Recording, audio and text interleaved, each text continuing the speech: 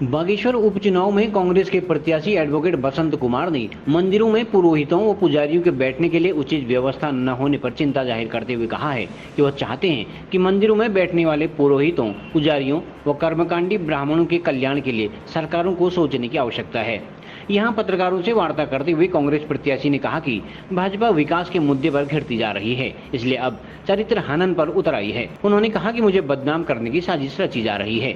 बसंत कुमार ने कहा है कि खरई पट्टी में ताम्र उद्योग अंतिम सांसें गिन रहा है तथा मैग्नेसाइट फैक्ट्री लोगों को रोजगार देने में नाकाम है और भाजपा कहती है कि बीते सालों में काफी विकास हुआ है।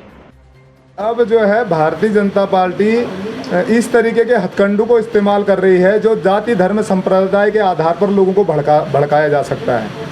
बसंत कुमार के विषय में वो उसके व्यक्तित्व को जाने बिना उसके व्यक्तित्व की चर्चा लोगों के बीच में करते हैं कि बसंत कुमार जी तो ऐसे आदमी हैं। बसंत कुमार जी हर जाति धर्म संप्रदाय का सम्मान करते हैं और समाज में किसी भी प्रकार से मैं मानवता, इंसानियत और भाईचारे को मानने वाला इंसान हूँ। मैं लोगों के दिलों में राज करता हूँ। बसंत कुमार में आप क्वेश्चन मार्क लगा दीजिए कि अगर मैं बसंत कुमार में अगर इतनी सी कमी होती तो क्या बागेश्वर विधानसभा का तीसरा विकल्प बसंत कुमार होता? ये सवाल उत्पन्न होता है और इस सवाल का जवाब भारतीय जनता पार्टी के पास नहीं है।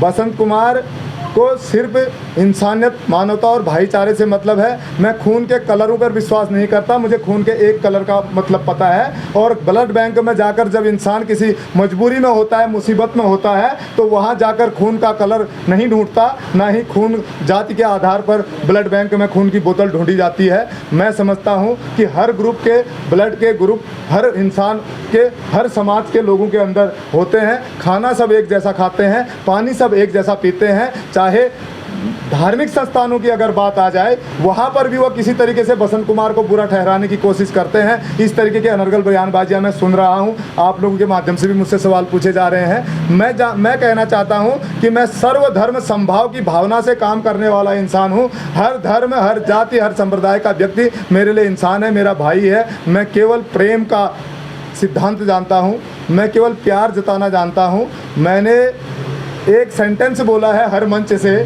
चुनाव में कि मैं बागेश्वर की 1,27,000 जनसंख्या के दिलों में राज करना चाहता हूं।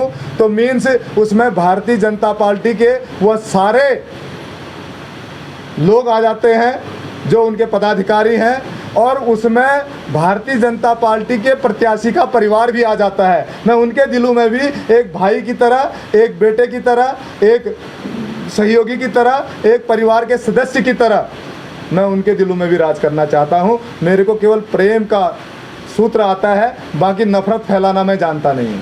और मंदिरों के कल्याण के लिए आप बता रहे थे कि मंदिरों के कल्याण के लिए आपने कुछ योजना बनाई। देखिए, मंदिरों के कल्याण की जहां बात है, मैं जो पुजारी यहाँ पर जो है मंदिरों में, मैं ये कल्याण की बात क्यों आती है मेरे दिमाग में, मैंने वो बरसात के टाइम है, बरसात के दिन है, मैं चूँकि मॉर्निंग वॉक पे भी निकलता हूँ, कई बार 7, 8, 9 भी बज जाते हैं मुझे घूमते घूमते, तो वहाँ पर मैंने देखा कि पुजारी जो है वो खुले में भीगते हुए पूजा पाठ कर रहे थे।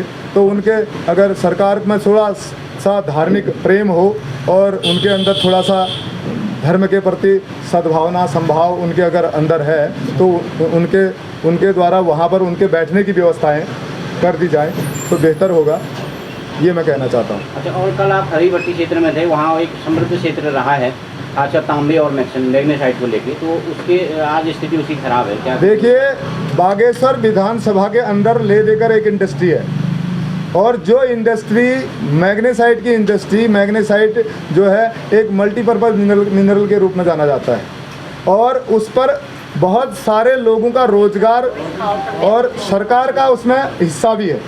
ऐसा नहीं है कि वो किसी प्राइवेट आदमी की फैक्ट्री है, सरकार का उसमें हिस्सा भी है। सरकार के नुमाइंदों द्वारा, सरकार के द्वारा उस पर बेहतर तरीके से ध्यान दिया जाना चाहिए, क्योंकि खरई क्षेत्र के, उस क्षेत्र के लोगों के रोज़गार का वो बहुत बेहतरीन साधन है। इसके अलावा अगर ताम्र की बात की जाए, लेड की बात की जाए, लेड की एक खान यहाँ पर जो है आपके सीसा खानी में थी, लेकिन वो खान आज की डेट में बंद कर दी गई। और उसके अलावा